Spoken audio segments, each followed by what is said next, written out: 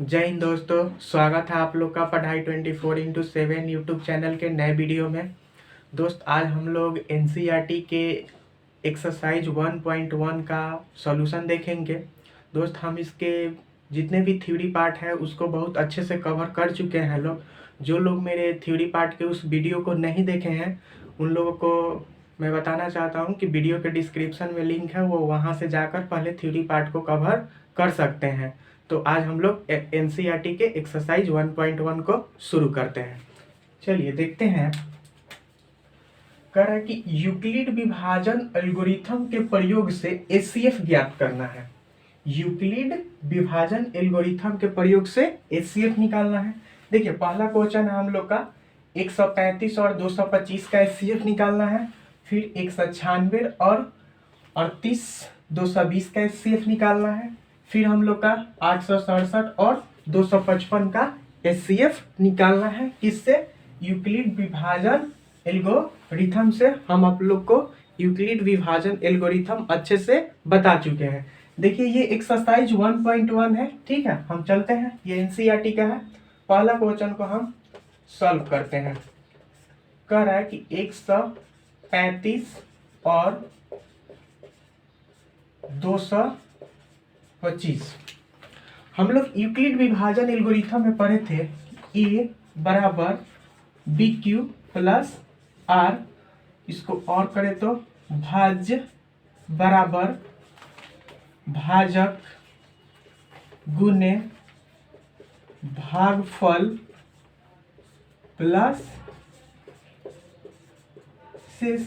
यही हम लोग पढ़े थे यूक्लिड विभाजन एल्गोरिथम में कि a बराबर बी क्यू प्लस आर। यहाँ पे पढ़े थे हम लोग एक चीज नोट में कि जहाँ 0 से बड़ा और बराबर होगा r, लेकिन छोटा होगा किससे? मेरा b से। अब देखिए, यहाँ पे निकालना है 135 और 225 का एचसीएफ। हम लोग को यूक्लिड विभाजन एल्गोरिथम के प्रयोग से निकालना है। तो हम क्या करेंगे ना, जो इसमें बड़ा वाला होगा उसको हम लोग a मान लेंगे। जिसे इसमें 225 बड़ा है और 135 छोटा है, तो हम इसको a मान लेंगे और इसको क्या मान लेंगे? 135 को b मान लेंगे। ठीक है ना। अब हम क्या करेंगे, 225 में यहाँ 135 से भाग लगाएंगे। अब भाग लगाएंगे तो कितना मर्तबे कटेगा? 2 मर्तबे कटेगा। अरे, अब 225 में 135 से भाग लगाएंगे। यहाँ पे ये 1 मर्तबे कटेगा। यहाँ पे हो जाएगा 135। यहाँ से घटाएंगे तो 5 में से 5 जाएगा 0। यहाँ पे 12 में से 3 जाएगा 9 और ये कट जाएगा। ठीक है ना।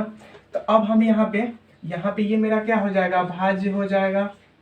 ये क्या हो जाएगा? भाजक हो जाएगा। ये क्या हो जाएगा? भागफल हो जाएगा। और ये मेरा क्या हो जाएगा? शेष हो जाएगा। तो हम क्या लिख सकते हैं? भाज्य बराबर 225 बराबर भाजक 135 गुने भागफल मेरा क्या है? 1 प्लस शेष मेरा क्या है? 90। यहां तक हो गया। अब चलिए, और फिर हम लोग 90 को यहाँ पे 135 में हम लोग फिर 90 से भाग लगाएंगे। क्यों? क्योंकि यहाँ पे जो शेष रहता है वो मेरा यहाँ पे क्या बन जाएगा? b बन जाएगा। और जो यहाँ पे b था वो यहाँ पे क्या बन जाएगा? a बन जाएगा। ठीक है ना। अब इसमें 90 से भाग लगाते हैं इसमें, तो ये भी 1 मर्तबे कटेगा। क्या होगा? 90 होगा। फिर 5 में से 0 जाएगा तो 5 होगा। और फिर यहाँ पे 13 में से 9 जाएगा तो 4 होगा। अब फिर इतना 135 बराबर हम लोग क्या लिख सकते हैं? भाजक गुने भागफल प्लस शेष लिख सकते हैं। तो भाजक क्या है मेरा? 90 गुने भागफल क्या है मेरा? 1 प्लस शेष क्या है मेरा? 45। ठीक है। अब फिर यहाँ पे हम लोग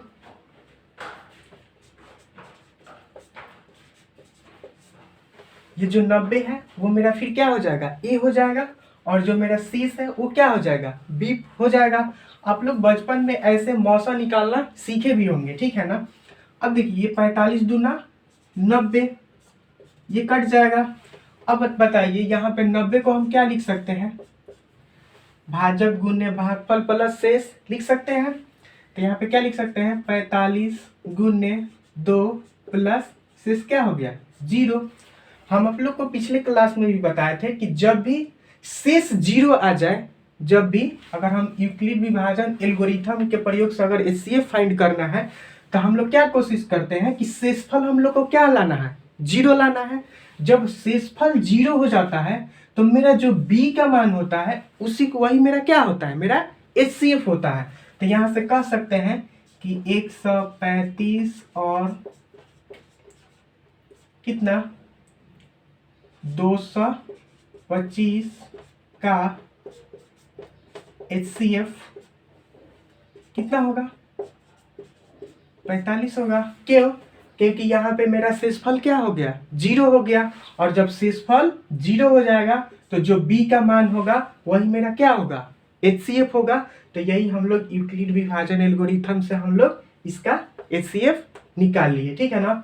हम हट जाते हैं, आप लोग इसको नोट कर लीजिए या फिर इसको आप लोग स्क्रीनशॉट ले सकते हैं, ठीक है।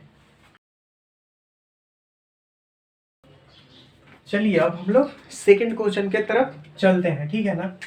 मेरा दूसरा क्वेश्चन क्या है, 196 और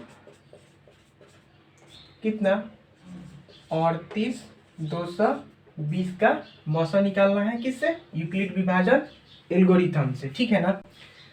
अभी आप लोग को बताए हैं कि इसमें जो बड़ा होगा, इसमें बड़ा कौन है, 38 220 बड़ा है और मेरा क्या है 196 छोटा है। तो यहाँ पे मेरा ए हो जाएगा क्या 38 220 और बी क्या हो जाएगा मेरा 196 हो जाएगा। तो हम क्या करेंगे, 38 220 में हम सबसे पहले 196 से भाग लगाते हैं, ठीक है। अब देखिए 196 में इससे भाग देते हैं तो सबसे पहले तो ये एक मर्तबे कटेगा, तो क्या होगा 196 होगा। यहाँ पे 12 में से 6 गया, 6 होगा जाएगा। फिर यहाँ पे 11 में से यहाँ पे फिर 17 में से 9 गया, 8 होगा। और फिर यहाँ पे 2 में से 1 गया, 1 हो जाएगा। फिर यहाँ पे 2 बचेगा, ठीक है ना। तो फिर यहाँ पे 1862 हुआ। तो फिर 19 में 10 से गुना करेंगे तो 190 हो जाएगा। तो ये 9 मरतबे कटेगा, तो कितना हो जाएगा 9 छक 54 5 6 और फिर 99 81 और 5 यहाँ पे कितना हो जाएगा 86 का 6 और फिर 9 एकम 9 और फिर 8 17। फिर कितना हो जाएगा, यहाँ पे घटाएंगे तो 12 में से 4 गया, यहाँ पे 8 हो जाएगा। फिर यहाँ पे 15 में से 6 गया, 9 हो जाएगा, ठीक है ना। यहाँ पे 7 में से 7 गया 0, ये भी कट जाएगा। फिर यहाँ पे क्या बचेगा 0 बचेगा। और यहाँ पे कितना 6 बचे 30, यानी अब 5 से इसको डिवाइड करते हैं तो कितना हो जाएगा 6 बचे 30, हाथ में रहा 3 और फिर 19 बचे 95 और 3 98, यानी ये पूरा पूरा कट गया। अब चलिए यहाँ पे क्या हो जाएगा, ये मेरा ए हो जाएगा, ये मेरा बी हो जाएगा, ये मेरा क्यू हो जाएगा, ये मेरा आर हो जाएगा। हम ए बराबर बी क्यू प्लस आर, यही पर है यूक्लिड विभाजन एल्गोरिथम में। तो यहाँ पे ए का मान कितना है 38 220 है, बराबर यहाँ पे क्या लिख सकते हैं भाजक गुने भागफल प्लस शेष। तो यहाँ पे भाजक मेरा कितना है 196 गुने भागफल कितना है 195 और शेष मेरा कितना है 0, यानी ये हो गया a बराबर b गुने q प्लस r। तो हम लोग क्या समझे थे कि यूक्लिड विभाजन एल्गोरिथम में हम लोग को शेष किसी तरह 0 करना था, और जब शेषफल 0 हो जाता था तो मेरा जो b का मान होता था उसी को हम लोग क्या बोलते थे, मेरा एचसीएफ होता था। तो यहाँ पे कितना 38 220 और 196 का एचसीएफ कितना हो जाएगा 196 हो जाएगा। क्यों, क्योंकि यहाँ पे शेषफल 0 है। तो शेषफल 0 है, तो जो b का मान होगा वही मेरा HCF होगा। देखिए ये जरूरी नहीं है कि 2-3 स्टेप या 4 स्टेप में होगा, एक स्टेप में अगर शेष 0 हो जाएगा तो जो भी b का मान होगा वो HCF हो जाएगा। 2 स्टेप में 0 हो जाए तो वहां पे जो b का मान होगा वो HCF होगा। 3 स्टेप में होगा, मतलब जितने स्टेप में हो सकता है, कोई जरूरी नहीं है कि एक ही स्टेप में हो या 4 स्टेप में हो, ठीक है ना, जितना भी स्टेप में हो सकता है, ठीक है। तो इसका HCF मेरा क्या हो जाएगा, 196 हो जाएगा, ठीक है ना। चलिए इसको आप लोग नोट कर लीजिए, ठीक है। अब हम इसको साफ करते हैं। चलिए अब नेक्स्ट क्वेश्चन की तरफ चलते हैं। मेरा तीसरा क्वेश्चन है 867 और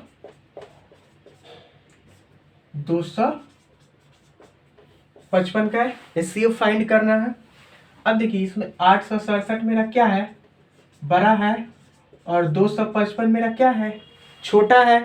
तो इसमें ए का मान क्या हो जाएगा, 867, और बी का मान क्या हो जाएगा, 255 हो जाएगा। तो चलिए हम 867 में फिर 255 से भाग देते हैं, ठीक है। चलिए ये कितना मरतबे कटेगा, यहाँ पे ये 3 मरतबे कटेगा, 5 3 15, हाथ मेरा 1, फिर 5 3 15, 1 16, और फिर 3 दूना 6 और 1 7। अब इसको घटाएंगे, 7 में से 5 जाएगा 2 हो जाएगा, फिर 6 में से 6 जाएगा 0, और 8 में से 7 जाएगा तो 1 हो जाएगा। अब चलिए हम यूक्लिड विभाजन एल्गोरिथम में क्या पढ़े हैं, a बराबर बी क्यू प्लस आर, यानी यहाँ पे a मेरा क्या है, ये होगा, ये b होगा, ये q होगा और ये r होगा। तो लिखते हैं a का मान कितना हो गया, 867 बराबर ये मेरा भाजक गुने भागफल प्लस शेष। तो ये कितना हो जाएगा, 255 गुने 3 प्लस 102, ठीक है। 867 को क्या लिख देंगे, 255 गुने 3 प्लस 102। अब फिर हम क्या करेंगे, 102 में यहाँ पे कितना है, 255। अब 255 में हम 102 से भाग देंगे। यहाँ पे जो मेरा r है वो यहाँ पे क्या बन गया, b बन गया, और यहाँ पे जो b था वो मेरा यहाँ पे क्या बन जाएगा, a बन जाएगा। ये मौसा आप लोग शुरू में कैसे निकालते हैं आप लोग पढ़े होंगे, ठीक है ना। अब चलिए 102 में भाग 102 से भाग देते हैं इसको, तो कितना मरतबे कटेगा, फिर ये कट जाएगा 2 मरतबे। तो कितना होगा, 2 दूनी 4, और फिर 10 दूनी 20। तो कितना होगा, 5 में से 4 जाएगा 1 हो जाएगा, फिर यहाँ पे 5 हो जाएगा और ये कट जाएगा। अब बताइए 255 को क्या लिख सकते हैं, 102 गुने 2 प्लस 51। 255 को लिख सकते हैं ना कि भाजक गुने भागफल प्लस शेष। तो 102 गुने 2 और प्लस 51, यहाँ तक सही है, ठीक है ना। अब फिर अगले स्टेप में हम लोग फिर 102 को किससे भाग देंगे, हम 51 से भाग देंगे। यहाँ पे जो शेष है मेरा वो यहाँ पे क्या बन जाएगा, b बन जाएगा, और यहाँ पे जो मेरा b है यहाँ पे क्या बन जाएगा, a बन जाएगा। अब बताइए कितना मरतबे कटेगा, 2 से कटेगा, तो ये क्या हो जाएगा, 102 हो जाएगा और ये पूरा कट जाएगा। तो अब हम 102 को क्या लिख सकते हैं, 51 गुने 2, 51 गुने 2 प्लस, और शेषफल मेरा क्या है, 0 है। तो मेरा शेषफल यहाँ पे क्या आ गया, 0 आ गया। तो जब भी मेरा शेषफल 0 आ जाता है तो वहां पे जो b का मान होता है उसी को हम लोग क्या बोलते हैं, मौसा बोलते हैं। यहाँ पे होगा ना a बराबर b into q plus r, यही तो यूक्लिड विभाजन एल्गोरिथम में हम लोग देखे हैं। तो सबसे पहले पहला स्टेप में क्या था, 867 को हम लोग 255 गुने 3 प्लस 102 लिख दिए। दूसरे स्टेप में हम लोग क्या लिखे, 255 को 102 गुने 2 प्लस 51। फिर हम लोग यहाँ पे तीसरे स्टेप में क्या लिखे, 102 को 51 गुने 2, और यहाँ पे मेरा शेषफल क्या आ गया था, 0 आ गया था। तो यहाँ पे लिख सकते हैं कितना, 867 और 255 का मौसा क्या होगा मेरा, यहाँ पे जो b का मान है कितना है, 51 है, यानी 867 और 255 का मौसम मेरा क्या हो जाएगा, 51 हो जाएगा। क्यों? क्योंकि यहाँ पे मेरा शेषफल 0 हो गया, और यही तो हमको लाना है कि शेषफल मेरा क्या हो जाए, 0 हो जाए। और जब शेषफल 0 हो जाता है तो जो b का मान होता है वही मेरा क्या होता है, मौसा होता है। तो चलिए आप लोग यहाँ तक नोट कीजिए, फिर हम अगले क्वेश्चन की तरफ बढ़ते हैं। चलिए अब हम लोग अगले क्वेश्चन की तरफ चलते हैं। ठीक है, मेरा अगला क्वेश्चन क्या है, कह रहा है कि दर्शाइए कि कोई भी धनात्मक विषम पूर्णांक 6q+1, 6q+3, 6q+5 का रूप होता है, जहां पे q मेरा क्या है, कोई पूर्णांक है। देखिए क्वेश्चन को अच्छे से समझिएगा कि हम लोग को दिखाना है कि कोई भी धनात्मक विषम पूर्णांक, यहाँ पे समझने वाला बात है कि धनात्मक विषम पूर्णांक 6q+1 या 6q+3 या 6q+5 का रूप होता है, जहां पे मेरा q क्या है, कोई पूर्णांक है। अगर हम इसके सॉल्यूशन पार्ट में चलते हैं तो देखिए क्या दिखाना है हम लोग को, दिखाना है कि e बराबर 6q+1, 6q+3 या 6q+5 क्या है, धनात्मक विषम पूर्णांक का रूप है। यही क्वेश्चन में हम लोग को प्रूफ करना है कि 6q+1, 6q+3, 6q+5 मेरा क्या है, धनात्मक विषम पूर्णांक का रूप है। अब देखिए हम मान लेते हैं कि मान लिया कि a कोई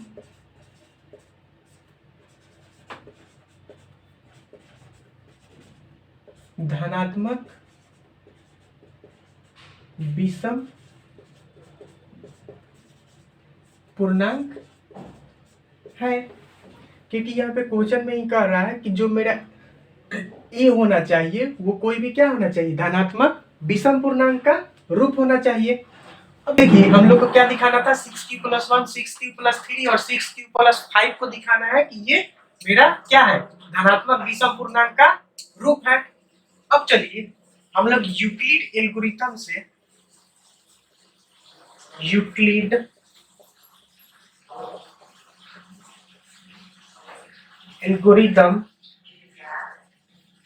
से क्या जानते हैं कि ए बराबर BQ+R, जहां 0 से बड़ा और बराबर होगा R, लेकिन छोटा होगा किससे, मेरा B से। अब देखिए यहाँ पे उसी टाइप का रूप दिखाई दे रहा है, a बराबर 6q+1 है, या a बराबर 6q+3 है, या a बराबर 6q+5 है। अगर किसी एक को लेकर चले a बराबर 6q+1 कुछ भी, तो देखिए यहाँ पे क्या हो रहा है, यहाँ पे जो b का मान है वो यहाँ पे क्या है, 6 है। यहाँ पे भी b का मान क्या है, 6 है। यहाँ पे भी b का मान क्या है, 6 है। यानी यहाँ से हमको पता चल गया कि यहाँ पे जो b का मान है वो मेरा क्या होगा, b बराबर क्या होगा, 6 होगा। क्यों? क्योंकि a बराबर BQ+R होता है, यानी यहाँ पे b का मान 6 और r का मान कितना है, 1 है। फिर यहाँ पे भी a बराबर BQ+R, तो b का मान कितना, 6 और r का मान यहाँ पे कितना, 3। फिर यहाँ भी a बराबर BQ+R, मतलब b का मान 6 और r का मान कितना है, 5 है। अब चलिए यहाँ पे जब b का मान 6 हो गया, अब देखिए इसको ध्यान दीजिएगा, यानी यहाँ पे b का मान मेरा कितना हो गया, 6 हो गया। अब क्या कह रहा है कि 0 से बड़ा और बराबर होगा r, लेकिन छोटा होगा किससे, b से। अब बताइए जब b बराबर 6 है तो r बराबर क्या होगा, r बराबर क्या होगा, जब b होगा तो b से छोटा होगा और 0 से बड़ा और बराबर होगा। तो मेरा शेष क्या होगा, 0 हो सकता है, 1 हो सकता है, 2 हो सकता है, 3 हो सकता है, 4 हो सकता है और 5 हो सकता है, लेकिन 6 नहीं हो सकता है, क्योंकि 6 से छोटा होगा मेरा जो r का मान होगा वो किससे, b यानी 6 से छोटा होगा। यानी मेरा b बराबर कितना है, 6। तो अगर b बराबर 6 होगा तो r का मान क्या होगा, 0 होगा, 1 होगा, 2 होगा, 3 होगा, 4 होगा, 5 होगा। क्यों? क्योंकि 0 से बड़ा और बराबर होता है और लेकिन छोटा होता है किससे, 20 से। आप लोग को हम पिछले भी क्लास में बताए थे, ये बहुत इंपॉर्टेंट चीज है कि जो भी r का मान होता है वो 0 या 0 से बड़ा होता है, लेकिन छोटा किससे होता है, 20 से होता है। अब चलिए, जब b का मान 6 हो गया तो r का मान मेरा ये निकल गया कि 0 होगा नहीं तो 1 होगा नहीं तो 2 होगा नहीं तो 3 होगा नहीं तो 4 होगा नहीं तो 5 होगा। अब देखिए, हम लोग को दिखाना क्या है कि जो मेरा a है वो कोई भी धनात्मक विषम पूर्णांक होना चाहिए। धनात्मक विषम पूर्णांक क्या होगा, अब जैसे हम लोग पिछले क्लास में पढ़े थे कि विषम संख्या किसको बोलते हैं, कि जो भी संख्या में 2 से पूरा पूरा भाग नहीं लगे उसे ही विषम संख्या बोलते हैं। और विषम संख्या में क्या है, धनात्मक विषम पूर्णांक है। तो क्या हो जाएगा, मेरा मतलब कहने का मतलब क्या होना चाहिए, नहीं तो 1, 3, 5, 7, 9, 11, मतलब यही सारा रूप होना चाहिए। मेरा जो ई का मान होना चाहिए वह यही सब होना चाहिए, तभी तो ये धनात्मक विषम पूर्णांक का रूप होगा। तो चलिए देखते हैं। अब r बराबर हम 0 रखते हैं, ठीक है। अब r बराबर जब हम 0 रखेंगे तो मेरा a बराबर क्या होगा, bq प्लस r होगा। अब देखिए a बराबर b का मान कितना है 6q और r का मान हम कितना रख लिए, 0 रख लिए। अब इसको हम चेक करते हैं कि ये मेरा धनात्मक विषम पूर्णांक का रूप है कि नहीं। चलिए, अब q का मान हम 1 रखते हैं। q का मान 1 रखेंगे तो मेरा क्या आएगा, 6 में 1 से गुना करेंगे तो 6 और 0 जोड़ेंगे तो क्या हो जाएगा, 6 हो जाएगा। q का मान अगर 2 रखेंगे तो 6 दूना 12 में 0 जोड़ेंगे तो 12 हो जाएगा। 3 रखेंगे तो कितना हो जाएगा, 18 हो जाएगा। 4 रखेंगे तो 24 हो जाएगा। लेकिन यहाँ पे क्या देख रहे हैं कि ये मेरा क्या आ रहा है, ये मेरा सम संख्या आ रहा है, ये मेरा सम संख्या आ रहा है। यानी ये जो r बराबर 0 होगा वो धनात्मक विषम पूर्णांक का रूप नहीं होगा। क्यों नहीं होगा, क्योंकि यहाँ पे ये सम संख्या का रूप आ रहा है, ठीक है। अब चलिए हम r बराबर कितना रखते हैं, 1 रखते हैं। तो 1 रखेंगे तो क्या होगा, a बराबर bq प्लस r होगा। फिर अब a बराबर क्या होगा, b का मान कितना है, 6 है, q का मान कितना है, यहाँ पे q और प्लस हम r का मान कितना ले लिए, 1 ले लिए। अब चलिए, अगर मान लीजिए हम q का मान 1 रखते हैं तो 6 में 1 से गुना करेंगे तो 6 और फिर 1 जोड़ेंगे तो कितना होगा, 7 होगा। फिर 6 में मान लीजिए q का मान 2 रखते हैं तो 6 दूना 12 और 1 जोड़ेंगे तो कितना होगा, 13 होगा। फिर मान लीजिए कि 3 रखते हैं तो फिर 6 में 3 से गुना करेंगे तो 18 और 1 जोड़ेंगे तो 19। 5 रखते हैं तो 6 5 30 और 1 31। यानी ये क्या देख रहे हैं कि ये मेरा क्या है, विषम संख्या है। 7 भी विषम संख्या है, 13 भी है, 19 भी है, 31 भी है, और भी आगे रखेंगे कोई भी संख्या यहाँ पे रखेंगे ना तो ये मेरा क्या आएगा, विषम संख्या आ रहा है। विषम संख्या मतलब इसमें 2 से पूरा पूरा भाग नहीं लगेगा। तो यानी जो मेरा r बराबर 1 है ये मेरा क्या है, विषम संख्या का रूप है। मतलब यहाँ पे यही चीज लाना है कि दिखाना है कि कोई भी धनात्मक विषम पूर्णांक का रूप होना चाहिए। यानी a बराबर 6q प्लस 1 मेरा क्या है, धनात्मक विषम पूर्णांक का रूप है। अब चलिए हम लोग आगे देखते हैं। फिर हम लोग r बराबर 3 रखते हैं तो हम a बराबर bq प्लस r। अब बताइए a बराबर क्या होगा, b का मान कितना है 6 और q प्लस r का मान कितना है 3 है। अब बताइए यहाँ पे q का मान रखिए 1 तो 6 में 1 से गुना करेंगे 6 और 3 9 हो जाएगा। फिर q का मान 2 रखेंगे तो 6 दूना 12 और 3 15 हो जाएगा। फिर मान लीजिए कि 3 रखते हैं तो 6 3 18 और 3 21 हो जाएगा। 5 रखते हैं तो 6 5 30 और 3 33 हो जाएगा। 7 रखते हैं तो 6 7 42 3 45। तो यहाँ पे भी हम क्या देख रहे हैं कि ये भी जो संख्या आ रहा है वो मेरा क्या आ रहा है, ये विषम संख्या आ रहा है। 9 भी विषम संख्या है, 15 भी है, 21 भी है, 33 भी और क्या है 45 भी है। यानी ये जो सारी संख्या है वो क्या मेरा विषम संख्या है। यानी जो r बराबर हम 3 रख रहे हैं तो जो मेरा e का मान आ रहा है वो मेरा क्या हो रहा है, ये विषम संख्या का रूप आ रहा है। यानी मेरा r बराबर 3 भी क्या है, ये धनात्मक विषम पूर्णांक का, ये बराबर 6q प्लस 3 भी क्या है, धनात्मक विषम पूर्णांक का रूप है। अब बोलेंगे आप लोग 2 क्यों नहीं रखे, तो आप लोग यहाँ पे r बराबर 2 रख के चेक कीजिएगा ना तो a बराबर क्या हो जाएगा 6q प्लस 2 हो जाएगा। 6 क्यू प्लस 2 हो जाएगा। अब 6 क्यू में क्यू का मान 1 रखिए तो 6 कम 6 और 2 कितना हो जाएगा, 8 हो जाएगा। अगर 2 रखिए तो 6 दूना 12, 2 14 हो जाएगा। 3 रखिए तो 6 3 18 और 2 30। यहाँ पे क्या देख रहे हैं, ये सारा मेरा क्या आ रहा है, सम संख्या आ रहा है। लेकिन हमको यहाँ पे क्या आना है, विषम संख्या लाना है, यानी विषम पूर्णांक लाना है। तो ये भी क्या होगा, नहीं होगा। देखिए एक चीज ध्यान रखिएगा, देखिए अगर 6 क्यू है या 7 क्यू है, कुछ भी है ना, अगर यहाँ पे सम संख्या है ना, तो यहाँ पे क्यू का मान सम संख्या रखें या विषम संख्या रखें, वो हमेशा क्या होगा, सम होगा। आप 1 रखिए तो भी 6 होगा जो कि सम है, 2 रखिए तो भी क्या है 12 होगा, फिर 3 रखिए 18 होगा। तो यहाँ पे देख क्या रहा है कि यहाँ पे विषम संख्या रख रहा है तो, या सम संख्या रख रहा है तो, यहाँ पे क्या आ रहा है, मेरा सम संख्या आ रहा है। लेकिन अगर 6 क्यू प्लस अगर 1 रखते हैं तो मेरा क्या है, ये तो सम संख्या होगा, और सम संख्या में 1 जोड़ देंगे तो क्या हो जाएगा, विषम संख्या हो जाएगा।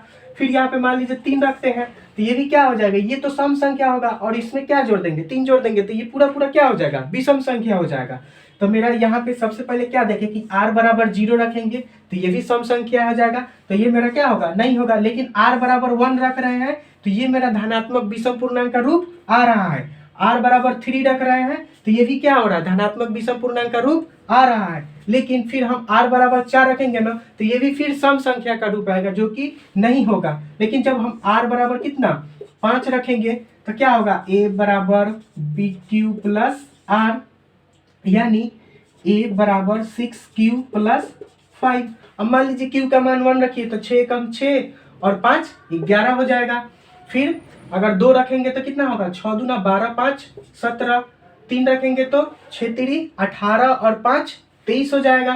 तो ये भी मेरा क्या आ रहा है, ये सब क्या आ रहा है, मेरा विषम संख्या का रूप आ रहा है। यानी r बराबर 5 भी मेरा क्या होगा, धनात्मक, मतलब a बराबर 6q प्लस 5 भी मेरा क्या होगा, धनात्मक विषम पूर्णांक का रूप होगा। और यही चीज तो हमको दिखाना है कि 6q प्लस 1 6q प्लस 3 और 6q प्लस 5 मेरा क्या है, धनात्मक विषम पूर्णांक का रूप है। अब देखिए हम लोग ये तो रफ में किए हैं, इसको हम मिटा देते हैं, ठीक है ना। ये सब रफ पार्ट है। देखिए आप लोग को अगर सोल्यूशन करना होगा ना तो ये चीज दिखा सकते हैं कि हम यहाँ पे अगर r का मान 1 रखते हैं तो यहाँ पे विषम आ रहा है, ये सॉरी यहाँ पे q का मान कुछ भी रख रहे हैं तो यहाँ पे क्या आ रहा है, मेरा विषम आ रहा है, ठीक है ना। ये आप लोग एग्जाम्पल में दिखा सकते हैं, ठीक है ना। और यहाँ पे भी दिखा सकते हैं कि यहाँ पे जो सम आ रहा है।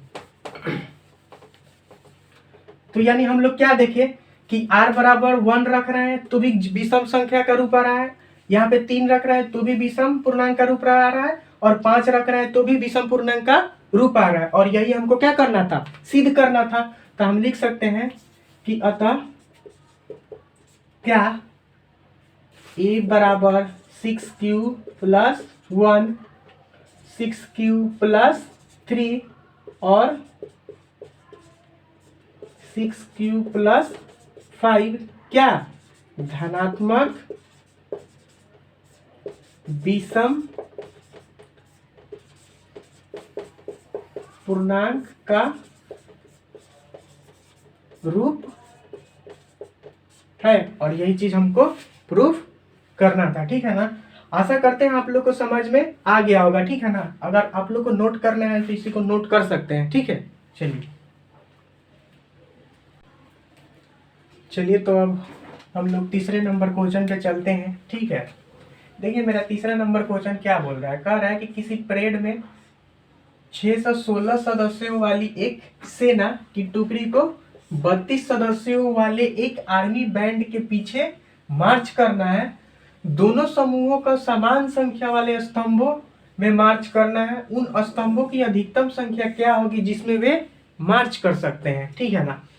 देखिए कंसेप्ट समझिएगा, जब भी कहेगा ना अधिकतम संख्या तो हम लोग मौसा निकालेंगे, और न्यूनतम संख्या कहेगा ना तो हम लोग उसका लौसा निकालेंगे। देखिए जैसे HCF होता है ना, इसको क्या बोलते हैं, हाईएस्ट कॉमन फैक्टर। हाईएस्ट मतलब क्या होगा, अधिकतम।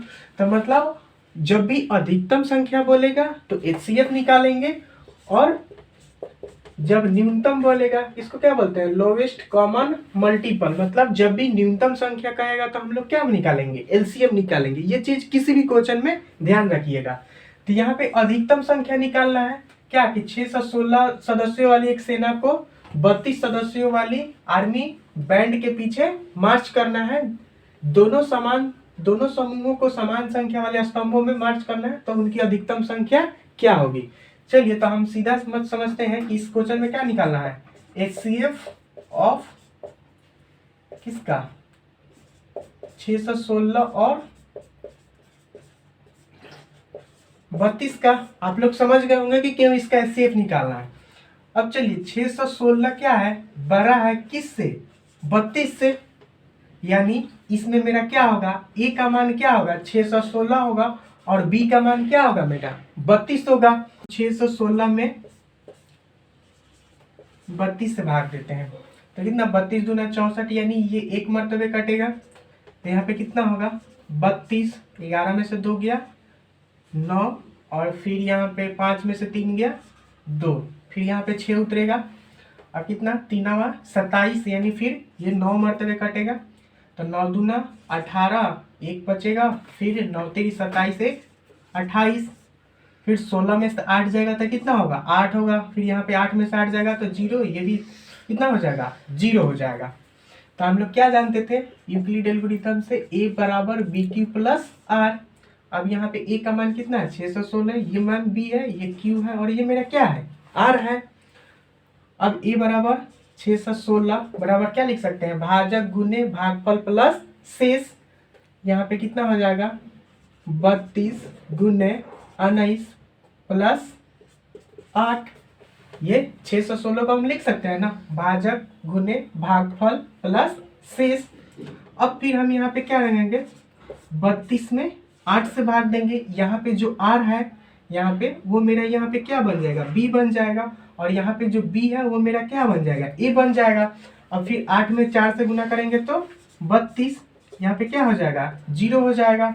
अब यहाँ पे हम 32 को क्या लिख सकते हैं 8 गुने 4 प्लस 0, 8 गुने 4 प्लस 0, यानी भाजक गुने भागफल प्लस शेष। अब देखिए यही चीज तो हमको देखना है कि शेषफल 0 कब आता है, जहां पे शेषफल 0 आया वहां पे जो b का मान होगा वही मेरा क्या होगा मौसा होगा, यानी इसका मौसा कितना होगा 616 और कितना 32 का मौसा कितना होगा 8 होगा। क्यों, क्योंकि यहाँ पे शेषफल 0 जब आ जाता है तो मेरा जो b का मान होता है वही मेरा क्या होता है मौसा होता है, यानी यहाँ पे मौसा क्या हो जाएगा 8 हो जाएगा। तो वो कह रहा है क्वेश्चन में क्या पूछ रहा था कि किसी परेड में 616 सदस्यों वाली एक सेना की टुकड़ी को 32 सदस्यों वाले एक आर्मी बैंड के पीछे मार्च करना है, दोनों समूहों को समान संख्या वाले स्तंभों में मार्च करना है, उन स्तंभों की अधिकतम संख्या क्या है जिसमें वे मार्च कर सकते हैं। तो हम लिख सकते हैं क्या कि स्तंभों की अधिकतम संख्या क्या होगी 8 होगी, जिसमें वे लोग मार्च कर सकते हैं। चलिए तो यहाँ तक आप लोग नोट कीजिए। चलिए उम्मीद करते हैं आप लोग पिछला क्वेश्चन समझे होंगे। चलिए तो अगले क्वेश्चन की तरफ चलते हैं। ये अगला क्वेश्चन है, यूक्लिड विभाजन प्रमेयिका का प्रयोग करके दर्शाइए कि किसी धनात्मक पूर्णांक का वर्ग किसी पूर्णांक m के लिए 3m या 3m+1 का रूप होता है। देखिए इसके पहले भी हम लोग 2 नंबर जो क्वेश्चन था सेम उसी टाइप का क्वेश्चन है, इसी तरह का क्वेश्चन हम लोग सॉल्व किए हैं। कह रहा है कि यूक्लिड विभाजन प्रमेयिका का प्रयोग करके दिखाना है कि किसी धनात्मक पूर्णांक का वर्ग किसी पूर्णांक m के लिए 3m या 3m+1 का रूप होता है। चलिए इसके हम सॉल्यूशन पार्ट में चलते हैं। कह रहा है किसी धनात्मक पूर्णांक का वर्ग, यानी कहने का मतलब कि a², यानी हम लोग को क्या दिखाना है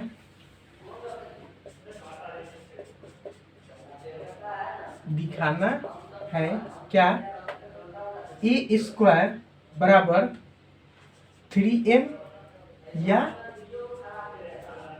3m+1, यही दिखाना है कि किसी धनात्मक पूर्णांक का वर्ग किसी पूर्णांक के लिए 3m या 3m+1 का रूप होता है।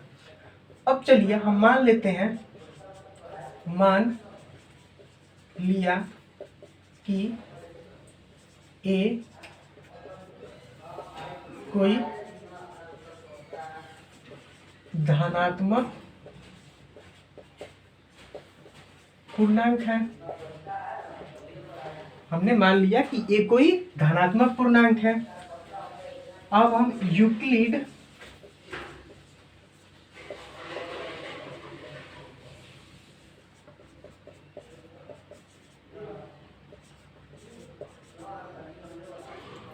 एल्गोरिथम से क्या होता है, ए बराबर बी क्यू प्लस आर, जहां पे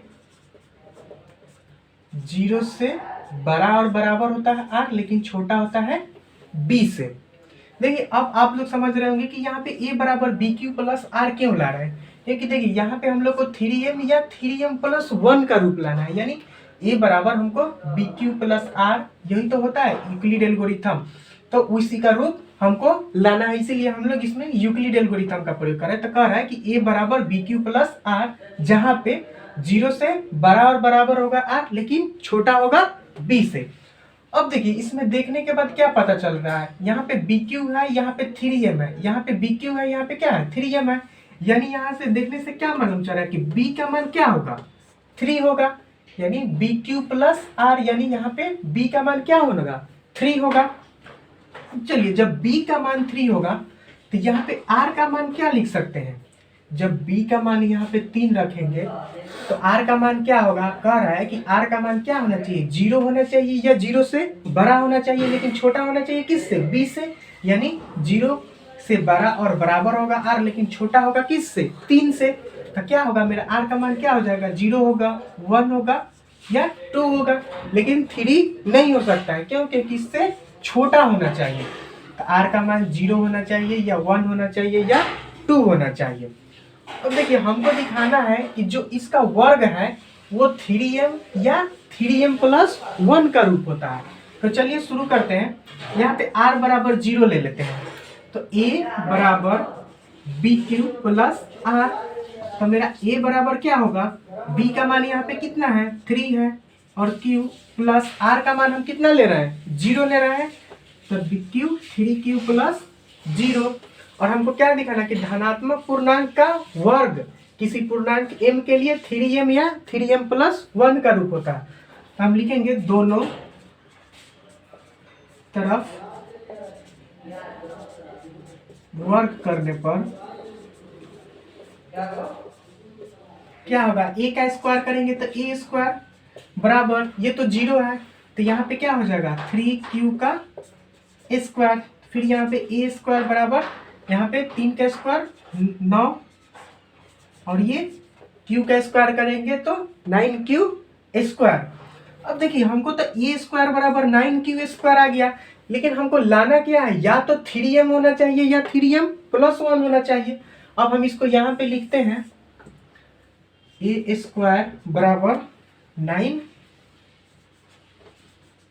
स्क्वायर। अब हमको लाना क्या है 3m या 3m प्लस 1। तो देखिए a स्क्वायर बराबर, इसमें से आप 3 कॉमन ले लीजिए तो यहाँ पे क्या बचेगा 3q स्क्वायर, और इसी को तो लिख सकते हैं a बराबर 3, और इतना दूर को हम m लिख सकते हैं। क्यों, क्योंकि देखिए m यहाँ पे क्या कर रहा है कि किसी कोई पूर्णांक है, यानी हम लिख सकते हैं कि जहां m बराबर क्या होगा 3q स्क्वायर, जो कोई पूर्णांक है, यानी आप q के मान कुछ भी रखिए 1 2 3 4, तो ये कुछ भी रखिएगा ना तो यहाँ पे क्या आएगा मेरा, ये एक पूर्णांक आएगा, और इसी को हम लोग क्या मान लिए m मान लिए। और यही तो चीज हमको दिखाना है कि जो a स्क्वायर का जो रूप होना चाहिए वो 3m होना चाहिए या 3m प्लस 1 होना चाहिए। अब चलिए r का मान तो हम 0 रख दिए, अब फिर क्या चलते हैं, r का मान हम 1 रखते हैं। अब लिखिएगा जब r बराबर 1 रखने पर क्या होगा, a बराबर बी क्यू प्लस आर, तो a बराबर b का मान कितना है यहाँ पे 3 है, तो कितना हो जाएगा 3q प्लस r का मान कितना लिए हैं, 1 लिए हैं। अब हम इसको लिखेंगे दोनों तरफ वर्ग करने पर क्या होगा, ये तो a स्क्वायर हो जाएगा और ये कितना होगा 3q प्लस 1 का होल स्क्वायर हो जाएगा। तो यानी ये a प्लस बी का होल स्क्वायर हुआ और a प्लस बी का होल स्क्वायर कितना होता है, a square plus 2ab plus b square, यही तो होता है। अब चलिए लिखते हैं a स्क्वायर बराबर 3q का स्क्वायर कितना हो जाएगा, पहले लिख लेते हैं इसको 3q का स्क्वायर प्लस 2ab, तो 2 इंटू 3q इंटू 1 प्लस 1 का स्क्वायर। अब हो जाएगा a स्क्वायर बराबर कितना हो जाएगा, 3 का स्क्वायर करेंगे तो 9 और q स्क्वायर का q स्क्वायर प्लस 3 दूना 6q और प्लस 1। अब चलिए हमको यहाँ पे 3m लाना है या 3m प्लस 1 लाना है। अब देखिए इसको उसी रूप में हम लाते हैं, यहाँ से हम 3 कॉमन ले लेते हैं, यहाँ से 3 कॉमन लेंगे तो यहाँ पे क्या बचेगा 3q स्क्वायर प्लस यहाँ पे क्या बचेगा 2q और इसको 1 रख देंगे। देखिए फिर इसको गुना करेंगे ना तो इतना ही होगा, 3 में 3q स्क्वायर से तो 3 3 का 9q स्क्वायर हो जाएगा, फिर 3 दूना 6q और प्लस 1 हो जाएगा। अब देखिए हम इतना को ना m मान लेते हैं, a स्क्वायर बराबर 3 और इतना दूर को हम m मान लिए और प्लस 1। अब लिख दीजिएगा जहां मेरा m बराबर क्या है 3q स्क्वायर प्लस 2q, जो कोई क्या है मेरा पूर्णांक है। और यही तो हमको लाना है कि a स्क्वायर का जो रूप होना चाहिए वो क्या होना चाहिए 3m होना चाहिए या 3m प्लस 1 होना चाहिए। तो यहाँ पे क्या आया 3m प्लस 1। आप लोग सोच रहे हैं यहाँ पे इसको कैसे कर दे रहे हैं, देखिए यहाँ इतना दूर को हम m मान सकते हैं, यहाँ पे q का कुछ भी 1 2 3 4 कुछ भी वैल्यू रखिएगा ना तो ये एक पूर्णांक आएगा, तो इसीलिए हम m बराबर क्या मान रहे हैं 3q स्क्वायर प्लस 2q। यहाँ पे आप लोग को क्वेश्चन में भी कहा गया है कि जो पूर्णांक क्या है मेरा m कोई क्या है मेरा एक पूर्णांक है, इसीलिए हम इतना दूर को क्या मान लिए m मान लिए और इसमें से m कॉमन यहाँ पे इतना के बराबर m लिख दिए और फिर प्लस 1। और यही हमको दिखाना है कि जो a स्क्वायर का रूप होता है वो 3m होता है या 3m प्लस 1 होता है। ठीक है, अब यहाँ तक समझे होंगे। अब हम 0 रख लिए, 1 रख लिए और फिर हम अब 2 रखते हैं, ठीक है ना। अब हम इसको साफ करते हैं थोड़ा, आप लोग इसको नोट कर लीजिए, ठीक है। हम इधर वाले पार्ट को साफ करते हैं।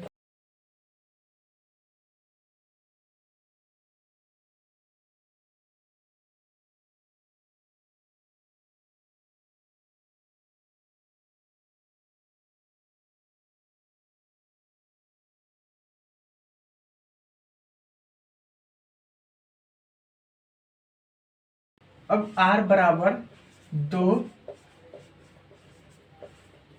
रखने पर, अब r बराबर हम क्या रखते हैं यहाँ पे 2 रखते हैं तो क्या होता है a बराबर b Q plus r। a बराबर b का मान कितना है 3q प्लस r का मान कितना है 2। अब कह रहा है दोनों तरफ वर्ग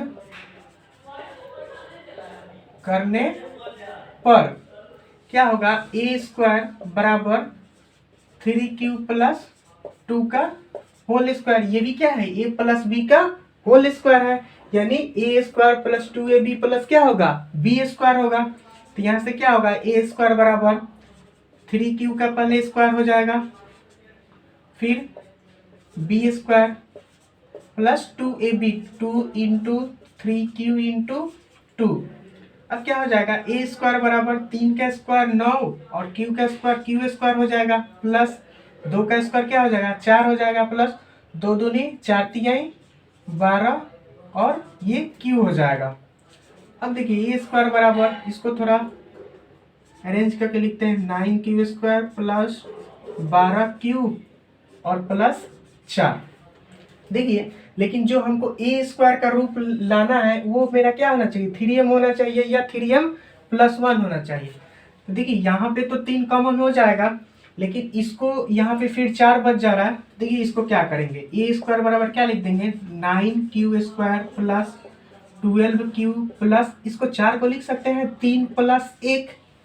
ठीक है, अब देखिए क्या होगा, ए स्क्वायर बराबर यहाँ से 3 कॉमन ले लीजिए, तो 3 कॉमन लेंगे तो क्या होगा, यहाँ पे 3q² बचेगा प्लस यहाँ पे कितना बचेगा 4q और प्लस क्या बचेगा 1, और इसको अलग रख दीजिए 1।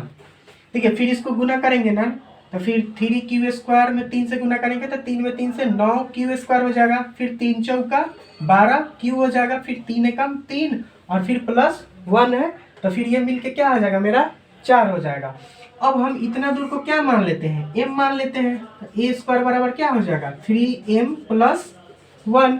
और यही तो चीज हमको दिखाना है कि ए स्क्वायर का जो रूप होना चाहिए वो क्या होना चाहिए 3m होना चाहिए या 3m प्लस 1 होना चाहिए, और यही हमको प्रूफ करना है। और जहां पे क्या है m बराबर क्या होगा 3q² प्लस 4q और प्लस 1 होगा, जो कोई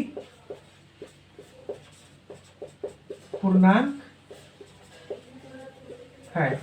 और यही चीज हमको दिखाना था कि ए स्क्वायर जो होना था 3m प्लस 1 होना था या 3m होना था। ठीक है ना, आशा करते हैं ये क्वेश्चन आप लोग को समझ में आ गया होगा। चलिए अब हम लोग अगले क्वेश्चन के तरफ चलते हैं, फिर आप लोग यहाँ तक नोट कर लीजिए। चलिए अब अगले क्वेश्चन की तरफ चलते हैं। ठीक है, ठीक है, अगला क्वेश्चन है 5 नंबर क्वेश्चन कह रहा है कि यूक्लिड विभाजन प्रमेयिका का प्रयोग करके दिखाना है कि किसी धनात्मक पूर्णांक का घन 9m प्लस 1 या 9m प्लस 8 के रूप का होता है। देखिए सेम टू सेम पिछले क्वेश्चन की तरह है, हम लोग पिछले में स्क्वायर किए थे, लेकिन यहाँ पे क्या करना है क्यूब करना है, यानी घन करना है, और जिसका रूप क्या होता है 9m प्लस 1 या 9m प्लस 8 के रूप का होता है। चलिए हम लोग क्या दिखाना है, दिखाना है क्या कि जो ए क्यू होगा वो 9m होना चाहिए, 9m प्लस 1 होना चाहिए या 9m प्लस 8, यहाँ पे या होगा कि रूप का होना चाहिए, या तो 9m होगा, नहीं तो 9m प्लस 1 होगा या 9m प्लस 8 होगा। देखिए एक तो चीज है यहाँ पे, अगर हम b का मान पूछते हैं कि b बराबर क्या होगा, तो देखिए b बराबर तो यहाँ पे मान 9 होगा, लेकिन आप ही सोचिए अगर हम b बराबर 9 लेते हैं तो a बराबर bq प्लस r होता है। अब a बराबर यहाँ पे क्या होना चाहिए 9q प्लस r हो जाएगा, तो जब 9q प्लस r होगा और जहाँ पे क्या होता है 0 से बड़ा और बराबर होता है r और b से छोटा होता है, तो जब b का मान 9 हो जाएगा यहाँ पे, तो मेरा r का मान क्या होगा 0 1 2 3 कहाँ तक हो जाएगा 8 तक हो जाएगा, यानी हमको r बराबर 0 लेना पड़ेगा, 1 लेना पड़ेगा, 2 लेना पड़ेगा, 3 4 5 6 7 8, तो थोड़ा सा ज्यादा हो जाएगा। ठीक है ना, अब जैसे मान लीजिए यहाँ पे 9m प्लस 1 ना रखा 1000 m प्लस 1 रहता, तो क्या लेते हैं हम b का मान 1000 लेते हैं, नहीं, अब b का मान जब हम 1000 ले लेंगे तो r का मान क्या हो जाएगा 0 1 2 3 4 5 6, यहाँ पे 999 तक हो जाएगा, तो इसलिए हम यहाँ पे b का मान 1000 नहीं लेंगे। इसी प्रकार जैसे यहाँ पे 9m है और 9m प्लस 1 है या 9m प्लस 8 है, तो हम अगर 9 लेंगे तो फिर मेरा काफी लेंदी हो जाएगा। ठीक है ना, तो देखिए इसमें कॉमन क्या है 3 है, अगर हम b का मान, इसमें भी 3 कॉमन है, इसमें भी 3 कॉमन है, इसमें भी 3 कॉमन है, हम यहाँ पे 3 ले रहे हैं। ठीक है ना, अगर मान लीजिए कि 16 रहता तो फिर हम 4 कॉमन ले सकते हैं, वो आप देख सकते हैं कि आपके लिए सहूलियत क्या होगी। ठीक है, तो हम यहाँ पे b का मान क्या ले रहे हैं 3 ले रहे हैं। अब चलिए यहाँ पे मान लेना है, मान लिया क्या कि ये कोई धनात्मक पूर्णांक है, जहां b का मान मेरा क्या होगा 3 होगा। अब हम लिख सकते हैं यूक्लिड विभाजन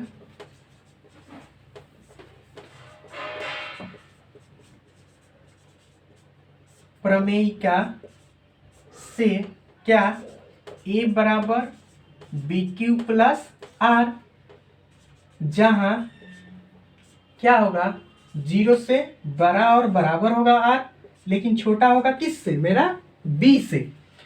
अब देखिए यहाँ पे हम b का मान कितना ले लिए 3 ले लिए, तो यहाँ पे r का मान मेरा क्या हो जाएगा, जब b का मान 3 होगा तो r का मान क्या होगा 0 होगा, नहीं तो 0 से बड़ा होगा, लेकिन छोटा किससे होगा 3 से होगा। यानी r का मान क्या होना चाहिए 0 1 2 3 होगा, नहीं 3 नहीं होगा, क्यों, क्योंकि b से छोटा होना चाहिए और 0 या 0 से बड़ा होना चाहिए। तो यहाँ पे 0 होगा 1 होगा या 2 होगा, यही मेरा क्या हो जाएगा r का मान हो जाएगा। अब चलिए हम चलते हैं कि r बराबर 0 रखने पर क्या है भाई a बराबर बी क्यू प्लस आर है, तो a बराबर और b हम यहाँ पे क्या माने हैं 3। आप लोग को समझ में आया होगा यहाँ पे हम 3 क्यों माने हैं, ठीक है ना। अगर यहाँ पे अगर ये ही 9 लेते तो फिर यहाँ पे 3 4 5 6 7 8 तो बहुत ज्यादा हमको रखना पड़ेगा, फिर तो मेरा कॉपी ही भर जाएगा, ठीक है। तो हम a बराबर 3q प्लस और r का मान क्या लिए 0 ले लिए। अब देखिए दिखाना है क्या कि इस पूर्णांक का घन 9m प्लस 1 या 9m प्लस 8 का रूप होता है। अब लिखेंगे दोनों तरफ क्या घन करने पर क्या होगा a क्यू बराबर ये तो 0 है 3q का होल क्यू होगा। चलिए हम इसको पहले साफ कर देते हैं।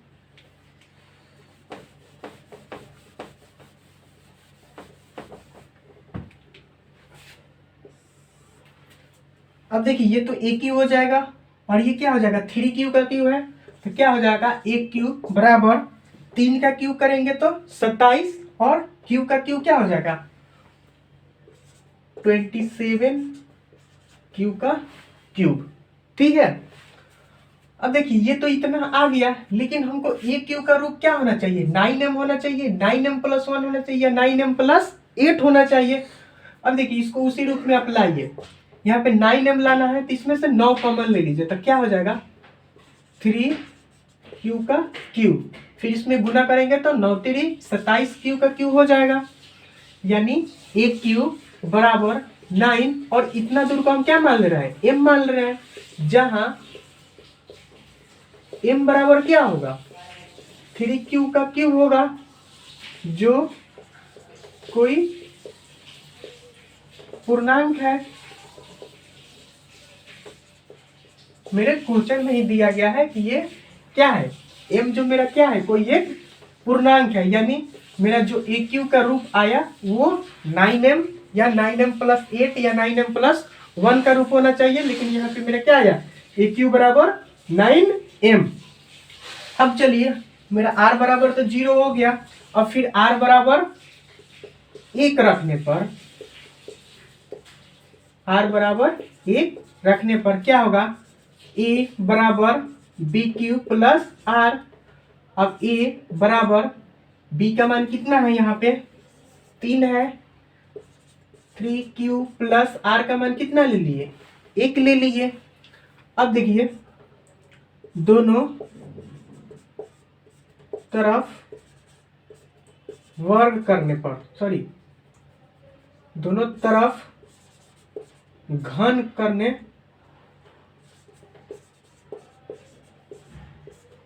पर क्या होगा a क्यूब और 3q प्लस 1 का होल क्यूब, यानी यहाँ पे क्या है a प्लस b का होल क्यूब है।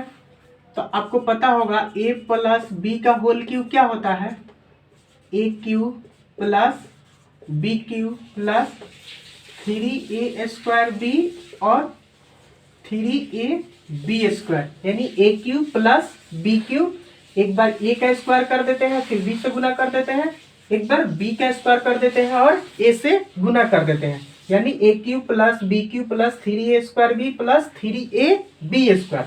चलिए इसको तोड़ते हैं, क्या हो जाएगा, ए क्यू बराबर पहले 3q का होल क्यू हो जाएगा, फिर बी क्यू यानी 1 का क्यू हो जाएगा, प्लस क्या है 3 × a² मतलब 3q का स्क्वायर इंटू बी का मान कितना है 1 और प्लस 3a² बी है, सॉरी 3ab² है, 3 × a का मान कितना है 3³ इंटू b² यानी 1 का स्क्वायर।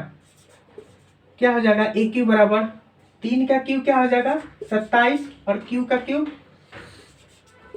27 क्यू का क्यूब प्लस 1 का क्यूब 1 प्लस यहाँ पे 3 और 3 का स्क्वायर कितना हो जाएगा 9 और 9 3 27 क्यू स्क्वायर, फिर कितना हो 1 से गुना करेंगे तो उतना ही हो जाएगा, प्लस यहाँ पे कितना हो जाएगा 3 3 का 9 क्यू और 1 का स्क्वायर तो 1 हो जाएगा 9 क्यूब, इसको अच्छे से लिख देते हैं 9 क्यूब। तो कितना हो जाएगा ए क्यू बराबर 27 क्यू का cube plus 1 plus 27 Q square plus 9 cube. लेकिन हमको तो ये ए क्यू का रूप क्या लाना है 9m लाना है, या 9m + 1 या 9m + 8 लाना है।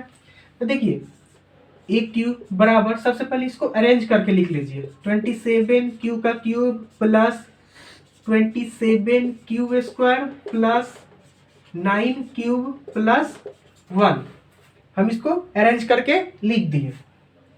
चलिए यहाँ तक आप लोग नोट कर लीजिए, ठीक है ना। हम इस पार्ट को हम सॉल्व करते हैं। चलिए अब देखिए ए क्यू बराबर 27 का क्यूब 27 क्यू स्क्वायर फिर 9 क्यूब प्लस 1। अब यहाँ पे लिखते हैं ए क्यू बराबर यहाँ पे 9m या 9m + 1 या 9m + 8 लाना है, तो फिर हम क्या करेंगे इसमें से 9 कॉमन ले रहे हैं, तो क्या बचेगा 9 3 27 होता है, तो 3 और क्यू का क्यू हो जाएगा, फिर प्लस यहाँ पे 9 3 27 क्यू स्क्वायर है यानी यहाँ पे 3 क्यू स्क्वायर हो जाएगा, प्लस यानी 9 × 9 यहाँ पे सिर्फ क्या बचेगा क्यू और प्लस 1 को हम अलग लिख देते हैं। फिर देखिए गुना कीजिएगा 9 3 27 क्यू का क्यूब हो जाएगा, फिर 9 3 27 क्यू स्क्वायर हो जाएगा, फिर 9 × 9 क्यूब हो जाएगा और प्लस 1। अब देखिए ए क्यूब बराबर, और अब इतना दूर को हम क्या मान ले रहे हैं m मान ले रहे हैं, तो 9m + 1 लिख सकते हैं ना।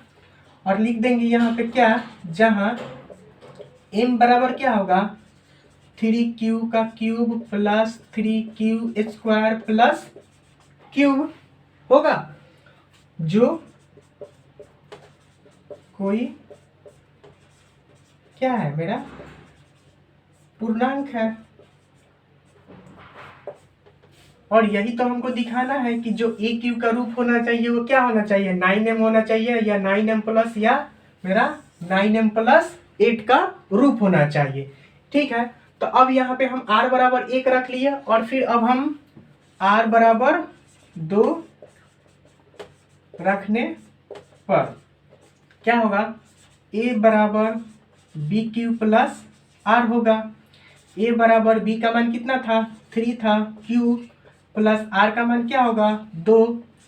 अब दोनों तरफ घन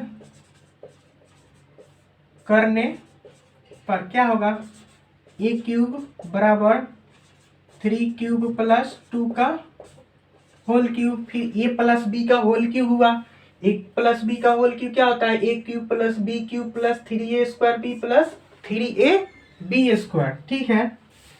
अब देखिए ए क्यूब बराबर 3q का क्यूब हो जाएगा प्लस 2 का क्यूब हो जाएगा प्लस 3a² भी है, तो 3 × 3q का स्क्वायर इंटू और b का मान कितना है 2 प्लस 3ab² है ना, तो 3a का मान कितना है 3 और इंटू b² मतलब 2 का स्क्वायर। अब चलिए ए क्यूब बराबर क्या हो जाएगा 3 का क्यूब क्या हो जाएगा 27 और ये क्यू का क्यूब प्लस 2 का क्यूब 8 प्लस फिर 3 दूना 6 और फिर यहाँ पे कितना हो जाएगा 3 का स्क्वायर 9, 9 3 27 दूना 54 और ये क्यू स्क्वायर फिर कितना हो जाएगा 3 3 का 9 और फिर यहाँ पे 2 का स्क्वायर 4, 9 चौका 36 क्यू हो जाएगा। अब इसको थोड़ा सजा कर लिख दीजिए 27 cube plus 54 Q square plus 36 Q plus 8। देखिए यहाँ पे सजा के लिखने का मतलब हुआ ना कि सबसे बड़ा घात वाला, उससे छोटा घात वाला, उससे छोटा घात वाला, फिर उसके बाद जो भी संख्या है उसको हम लिख दिए, ठीक है ना। चलिए अब हम इधर साइड वाले को मिटाते हैं, ठीक है। चलिए अब देखते हैं यहाँ पे ए क्यूब बराबर अब क्या होगा 27 का क्यूब है, फिर 54 क्यू स्क्वायर है, 36 क्यू है प्लस 8 है। अब देखिए यहाँ पे क्या ला 9m होना चाहिए, 9m प्लस 1 या 9m प्लस 8 होना चाहिए। तो फिर इसमें से क्या करते हैं 9 कॉमन लेते हैं, तो यहाँ पे 9 कॉमन ले लीजिए, क्या होगा 27 क्यूब है, क्यू का क्यूब है तो 9 3 27 यानी 3 क्यूब का क्यूब हो जाएगा प्लस फिर 9 6 54 क्यू स्क्वायर यानी 6 क्यू स्क्वायर हो जाएगा प्लस 36 क्यूब है तो 9 चौका 36 क्यूब और फिर प्लस 8। देखिए यहाँ पे फिर गुना करेंगे ना 9 3 27 क्यू का क्यूब, 9 3 27 क्यू का क्यूब हो जाएगा, फिर 9 6 54 क्यू स्क्वायर, 9 6 54 क्यू स्क्वायर, फिर यहाँ पे 9 चौका 36 क्यूब और फिर क्या है 8 है, ये फिर मेरा इतने का बराबर हो जाएगा। अब देखिए ए क्यूब बराबर क्या हो जाएगा 9 और इतना दूर को हम क्या मान लिए m मान लिए और प्लस 8, जहां m बराबर मेरा क्या है 3 क्यू का cube plus 6 cube square plus 4 cube, जो कोई क्या है पूर्णांक है, पूर्णांक है। और यही तो हमको दिखाना है क्या कि ए क्यू का जो रूप होना चाहिए ये 9m प्लस 1 या 9m प्लस 8 का रूप होना चाहिए।